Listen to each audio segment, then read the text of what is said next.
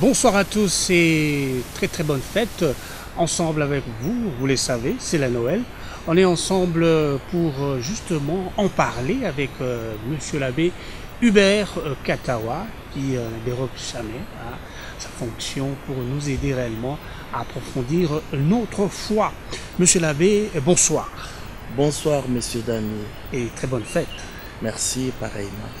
Monsieur l'abbé, la Noël, c'est un grand jour pour nous, chrétiens, et de par le monde d'ailleurs. Il y a le cadeau de Noël, il y a la fête, il y a le sapin, et toutes ces choses qui entourent la fête de Noël. Mais je vous laisse un peu la parole, comme on dit chez nous, droit à la parole, de nous déguster un peu ces grands jours où toute la chrétienté fête le Christ parmi nous. Oui, merci monsieur Dany.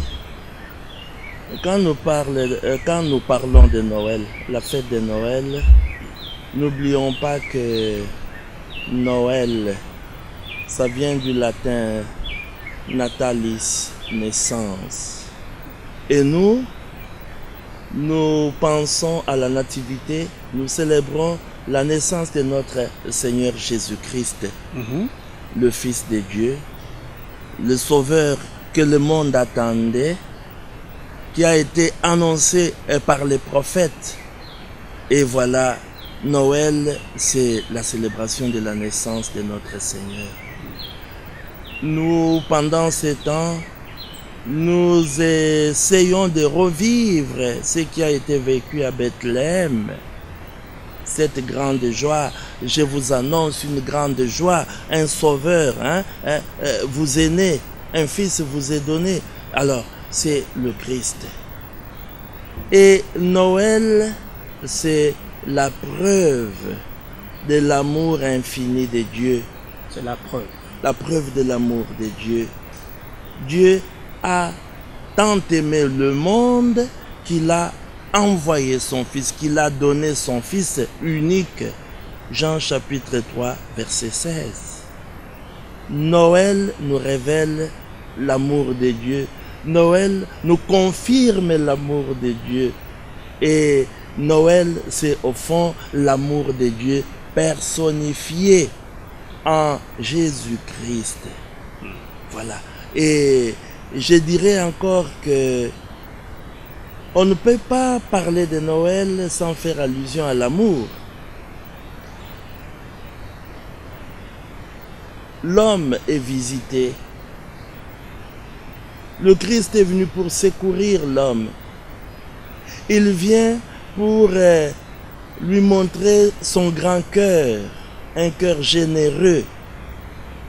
Le Christ, il ne nous apporte pas des choses, mais il se donne lui-même à chacun de nous. Exactement. Comme le plus grand cadeau que le Père donne à chacun de nous, c'est le Christ. Exactement, monsieur l'abbé. Vous avez bien dit sur cet aspect de choses. Mais j'aimerais un peu que vous donnez un peu l'essence un peu de la Noël, parce qu'aujourd'hui, vous savez que c'est universellement une journée de fête, voilà, où les parents, avec les enfants, ils vont dans des boutiques acheter des cadeaux. Voilà, à l'Occident, il y a la neige, c'est un peu tout ça. Mais nous, en tant que chrétiens, nous voulons un peu ressortir l'essence profonde un peu de la Noël, monsieur l'abbé. Quand nous parlons de la Noël, on présente les belles choses. Exact. Vous parlez des sapins, Oui. vous parlez de la blancheur de la neige. Oui. Nous voyons pour nos enfants comment les étoiles sont représentées par des jeux de lumière, des guirlandes. Voilà. Alors, au fond, nous célébrons la beauté de la vie. La beauté de la vie. La vie n'est pas à maudire. La vie est belle. Telle que Dieu l'a voulu, l'a créée. La vie est belle. Et même si elle a été déformée par les péchés de l'homme, mais le Christ vient pour renouveler cette vie, pour sanctifier cette vie, pour redonner à cette vie son éclat qu'elle avait à la création. Et voilà, c'est pour cela que le Christ, par sa naissance, il vient renouveler toutes choses. Il apporte la joie, il apporte la paix. Voilà pourquoi on ne peut pas parler de Noël sans faire allusion à la joie. Mais quand est-ce qu'il y a de la joie? La joie ne peut être possible que quand elle est partagée. Une joie qui n'est pas partagée ne ressemble à la joie, mais n'est pas la vraie joie. La vraie joie, c'est quand elle est partagée.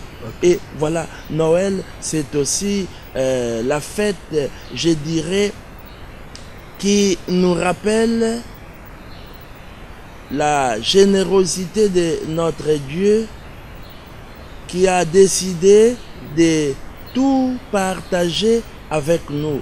Et je dirais même que à Noël, mais qu'est-ce qui se passe à Noël? À Noël... Qu'est-ce qui se passe, monsieur? Mais un grand mystère. Oui. Quand le prêtre célèbre la messe, il prend une goutte d'eau et verse dans le calice où il y a du vin. Et qu'est-ce qu'il dit? Comme cette eau se mêle au vin pour le sacrement de l'alliance, puissions-nous être unis à la divinité de celui qui a pris notre humanité. Mais Noël, c'est ce partage-là. C'est le Christ qui prend notre humanité. Le Christ, le Verbe de Dieu fait chair. Il devient notre frère. Et il nous unit à sa divinité. Donc à Noël, l'homme est divinisé. Exactement. Je place directement une petite question, monsieur l'abbé. Quand vous parlez justement du Christ qui s'est humanisé, alors je vous renvoie un peu la balle. Fils de Dieu, mais une vie sans péché. Fils de Dieu, humain. Vraiment, que vous nous expliquiez un peu là-dessus, Oui. pour que nous puissions aussi comprendre. Il est fils de Dieu, mais humain. Il a pris notre condition d'homme Oui. en toutes choses, excepté Notre condition d'homme. notre condition d'homme. Exact. En toutes choses, excepté le péché. Il a pris notre humanité. Il a pris l'humanité, c'est pour l'assumer, pour la sanctifier, pour la diviniser et faire de nous des enfants de Dieu. Et Noël, d'ailleurs, on dit qu'il est né dans la nuit, non? Oui. Sainte nuit, douce nuit, il est né dans la nuit. Mais c'est pour dire que dans la nuit de notre monde, une lumière brille. Cette lumière qui chasse les ténèbres. Et cette grande lumière, c'est le Christ. D'ailleurs, la lumière qu'on ne peut pas regarder fixement, le Christ, la grande lumière, mais la lumière qui apporte la joie.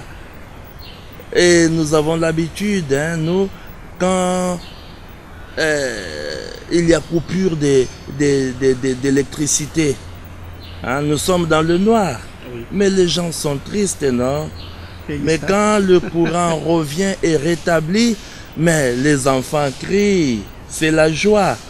Alors, dans le noir, dans l'obscurité, nous sommes exposés à toutes sortes de dangers. On peut nous agresser, nous pouvons trébucher. Oui. Alors, dans le noir, nous ne voyons pas où nous allons. Et voilà, c'est comme ça que nous avons vécu dans le péché, sans le Christ. Mais quand il arrive, lui qui est lumière, mais c'est la joie pour toute l'humanité. je vous annonce une grande joie. Cette grande joie, c'est la naissance du Christ. Un sauveur vous est né. Ce sauveur, c'est le Christ. Et voilà pourquoi, quand nous parlons de Noël, nous poussons un ouf de soulagement. Ah mais oui, pour dire, ah, finalement, le moment est arrivé. Nous sommes tous dans la joie.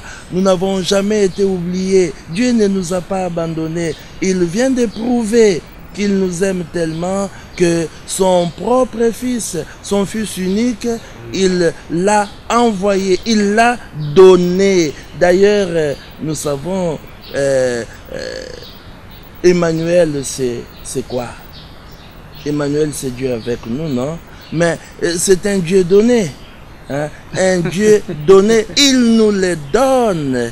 Et c'est à nous de le recevoir. C'est à nous de prendre soin de cet enfant, hein, qui vient de naître. Qui nous est donné. Ou qui va naître. Voilà. Monsieur l'abbé, vous avez parlé justement de l'expression de l'amour de Dieu pour l'humanité.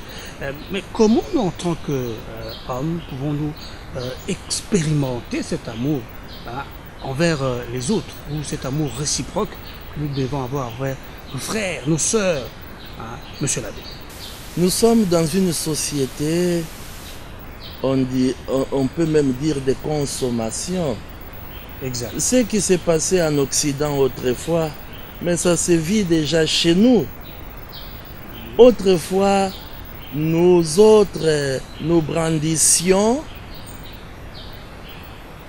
la célèbre et fameuse solidarité, hein, africaine, non?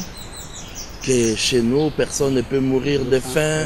Hein? Quand il y en a pour deux, il y en a pour trois. Hein? On était fiers, hein, de dire que nous partageons. Oui. Chez nous, c'est cela, la vraie fraternité. Mais avec la crise actuelle, la crise généralisée, on ne parle plus de ces partages-là. Partager devient difficile. Hein? Et voilà pourquoi je dirais, nous sommes nous aussi dans une société de consommation. Noël, c'est aussi un temps privilégié pour s'interroger en famille.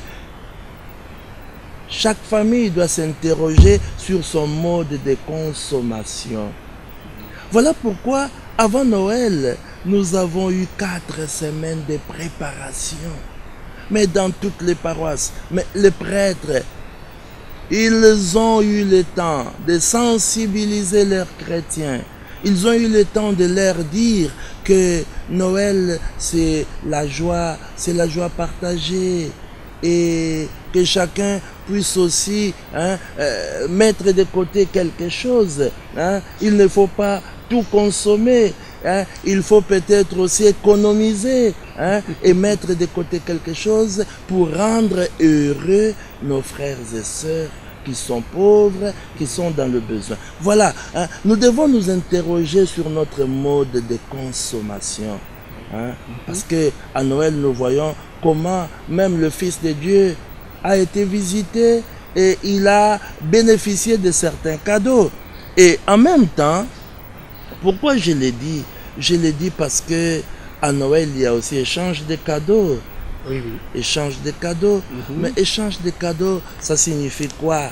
Hein? Nous devons nous aussi apprendre à penser aux personnes qui sont isolées, aux personnes oubliées, à tous les exclus. Hein? Vous savez, c'est peut-être aussi l'occasion d'inviter à la maison, à table, une voisine, un voisin, hein, qui vit seul, ou peut-être le temps d'aller rendre visite à un ami qui est malade à l'hôpital. Noël ne signifie pas seulement, hein, passer le temps à crier « Joyeux Noël » avec des feux d'artifice. Hein. On boit jusqu'à l'aube, on s'enivre, on marche, on titube, on tombe, hein, on vomit. Et ce n'est pas ça Noël. Vraiment. Non. Monsieur l'abbé, exactement, vous avez parlé de la Noël et son sens profond. Euh, Parlons un peu, comme vous avez dit aussi, ce n'est pas se livrer à l'excès, mais aussi penser aux autres. Parlons aussi de la messe de minuit. Pourquoi ce temps? J'aimerais que nous plonger un peu dans ce moment-là. Voilà. Voilà. C'est vraiment très important de rappeler aux chrétiens. Autrefois, on parlait de la veillée, hein, la messe de minuit, hein, le 24, non? Alors, on disait il est né dans la nuit. Mais aujourd'hui, nous dirons que même si traditionnellement cette messe commençait à minuit, aujourd'hui, cette messe a lieu, hein, je dirais même en début de soirée. Ça dépend de la situation dans laquelle on vit, ça dépend des milieux et dans le contexte qui est le nôtre, avec l'insécurité. Vous savez, aujourd'hui, dans beaucoup de nos quartiers, tous ceux qui sortent pour aller à une fête de mariage, à un deuil, beaucoup préfèrent rester là-bas jusqu'au petit matin. Parce que rentrer à la maison très tard signifie s'exposer, signifie être dépouillé par les jeunes qu'on appelle Kuluna. Alors voilà, même à Noël, nous tenons compte de tous ces paramètres. Nous pouvons, nous devons célébrer la messe, mais en début de soirée, c'est déjà la messe de minuit pour nous, sans attendre minuit. Mais quand nous disons nous célébrons la nuit, mais c'est dans la nuit que l'homme qui est malade souffre de plus. C'est dans la nuit que l'homme malade pousse des cris de détresse. Et c'est dans cette nuit de notre monde, hein, où l'humanité tout entière a poussé des cris de souffrance, hein, que notre Dieu nous a envoyé une grande consolation, sa tendresse, le Christ, son propre Fils. Et voilà pourquoi je dirais la messe doit avoir la place centrale. Quand nous parlons de Noël, moi j'ai déjà vu des gens qui disent écoutez, vous les enfants, allez à la messe. Après la messe, faites de belles photos devant la crèche. Et nous restons pour décorer le sapin, nous restons pour apprêter la table. Ah, c'est comme si on réduisait Noël à la fête des enfants. Non, Noël c'est d'abord, nous célébrons Noël, d'abord la messe. La messe occupe la place centrale. Et c'est au fond, hein, dans la célébration de l'Eucharistie que l'homme s'unit au Christ. L'homme découvre la grandeur de l'amour de Dieu, hein, cet amour infini. Parce que l'Eucharistie, c'est quoi? Hein? Le Christ qui se donne, hein? Qui se donne et qui devient notre nourriture, qui accepte de mourir.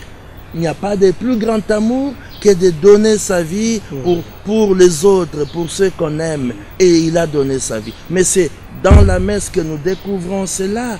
Et la messe aussi, hein? La messe nous réunit autour du Christ. Hein, autour de sa table. Et ça, là, c'est la vie qui est partagée. Hein, et au fond, c'est la famille de Dieu qui se réunit, non? Pour écouter sa parole et pour se laisser nourrir.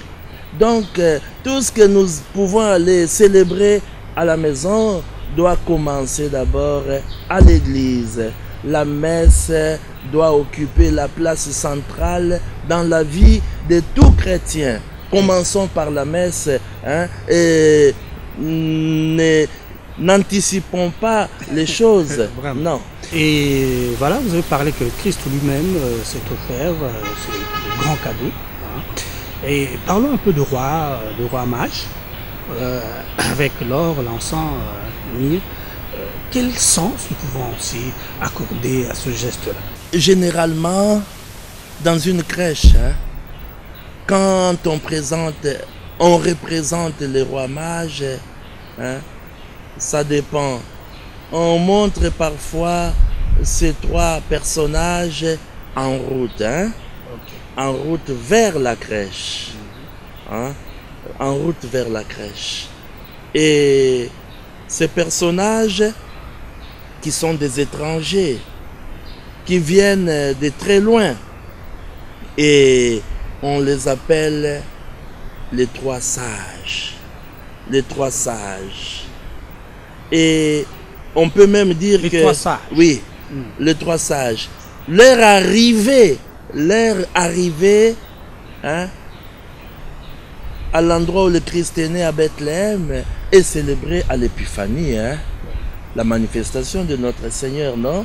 Il s'est manifesté au monde, hein, comme le roi véritable, hein, et comme aussi, je dirais, le grand prêtre de l'Alliance nouvelle et éternelle, hein, et comme ces grands prophètes. Mais ici, nous pouvons dire que ces trois mages-là symbolisent ce qu'on appelle l'universalité de ces grands événements, hein, qu'est la naissance de notre Seigneur. L'universalité, ça signifie que Noël ne concerne pas seulement les chrétiens.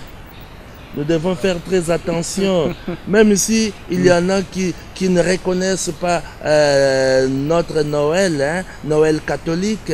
Il y en a qui disent, moi je ne crois pas. D'ailleurs, le Christ n'est pas né le 25 décembre. Hein. Ah oui, la date. Bon, il y en a qui disent ça. Bon, peu importe la date, hein, mais nous devons simplement savoir que Noël concerne tous les hommes. Tous les hommes. Mais les hommes doivent être attentifs, hein, à tous ces signes qui manifestent l'attention de Dieu, l'amour de Dieu. Hein. Et quand je dis être attentif, les rois mages ont été attentifs, non? Alors, ils ont reconnu, hein, ils ont eu la sagesse pour interpréter. Mais Noël concerne tous les hommes de la terre. Parce que tous les hommes de la terre ont besoin du Sauveur. Tous les hommes de la terre veulent être heureux. Mais quand on dit les ténèbres couvrent toute la terre. Les ténèbres ne couvrent pas seulement une partie de l'humanité où vivent quelques chrétiens, mais c'est toute la terre. Hein? Voilà pourquoi Noël, hein, c'est une invitation à l'amour. Mais l'amour, est-ce que je dirais que l'amour est chrétien? L'amour, même avant le christianisme, hein, l'amour est éternel, non? Dieu est amour. Hein? Et même, hein, avant l'arrivée du Christ, les gens ont vécu dans l'amour. Mais le Christ est venu pour, je dirais, parfaire. Il est venu pour nous montrer, hein, comment nous devons vraiment aimer en vérité.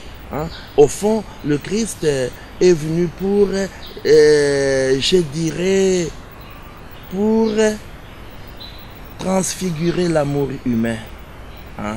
Et voilà pourquoi je dirais, lui, il est la manifestation concrète, suprême, définitive, totale de l'amour de notre Père.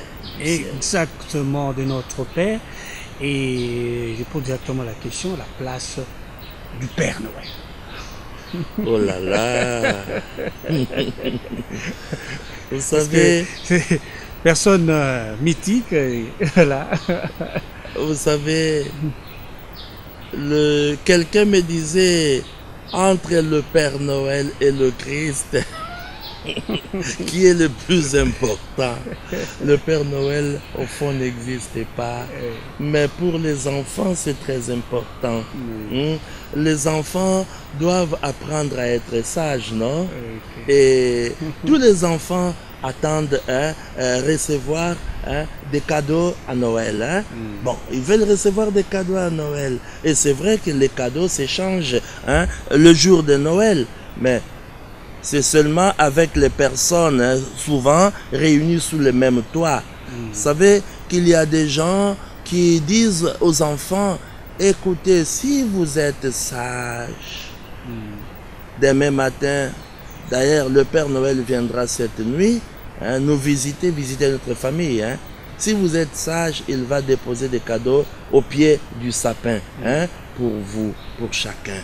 Et on demande aux enfants aussi d'écrire des petites lettres au Père Noël, non? Non. Au fond, tout cela, c'est pour apprendre aux enfants à bien vivre. Apprendre aux enfants que dans la vie, il faut savoir partager et savoir recevoir et donner. Et quand on reçoit, savoir dire merci. Et quand on donne, donner avec joie, de tout cœur, de grand cœur, sans regret. Mais Dieu, si il nous a donné son Fils, mais c'est de tout cœur. Vous savez que nous sommes tellement égoïstes quand nous devons partager. Nous devons d'abord nous poser beaucoup de questions. Ah, mais tu ne vois pas que je n'ai que ça, je n'ai que ça. Comment je peux te donner, moi, je vais rester avec quoi? Ça doit s'user d'abord. Alors, mais oui, et il faut d'abord que je remplace, non? Quand je sais que j'ai acheté une nouvelle chemise, alors ça, cette chemise usée, délavée, alors là, je peux aller déposer à la Caritas de la paroisse pour les pauvres. Dieu n'a pas fait ça. Son Fils unique, il n'avait pas un autre. Il l'a donné. Je dirais même, il l'a livré entre nos mains. Il nous a donné. Vraiment. Et les hommes sont tellement méchants. Vous savez ce que nous avons fait de notre Seigneur, comment nous l'avons traité. Simplement pour dire que avec le Père Noël, c'est simplement une figure symbolique pour montrer aux enfants qu'ils doivent être sages, pour montrer aux enfants que s'ils se comportent bien, ils seront récompensés. Mais en même temps, quand on parle de Père Noël, nous devons simplement savoir que le Père Noël, bien sûr, c'est une image symbolique, mais le Père Noël disparaîtra avec le temps. Quand les enfants vont grandir et vont comprendre que le Père Noël n'existait pas, comme on l'a toujours représenté, un vieil homme pourvu d'une longue barbe blanche, et lui qui distribue des cadeaux, des bonbons, voilà, tout ça. Mais au fond, Noël, c'est la fête de la vie, la fête de la famille, et la fête de la joie. Et voilà pourquoi les enfants, qu'est-ce qui fait la joie des enfants? C'est quand ils jouent, non? Et il faut qu'ils aient des jouets. Voilà pourquoi à Noël, on montre aux enfants, voilà, il faut vivre avec les autres, jouer avec les autres, être avec les autres. Et au fond, c'est Noël, c'est Dieu avec nous. Exactement. Alors, Monsieur l'abbé, venons-y, parce que Dieu avec nous, Jésus-Christ, notre Seigneur, est né dans nos cœurs. Et là, vous avez parlé d'un don unique. Comment nous pouvons, nous, en tant que chrétiens, c'est là, là, vous avez parlé, le ministère de déjà là, et pas encore là. Alors, comment nous, en tant que chrétiens, pouvons-nous réellement, que Christ puisse naître réellement dans nos cœurs? Voilà, monsieur l'abbé. La naissance de notre Seigneur a été préparée par Marie et Joseph, a été préparée dans la prière. a été aussi préparée sur le plan matériel. Parce que nous savons que une maman qui attend en famille pense déjà à l'enfant qui va naître et pense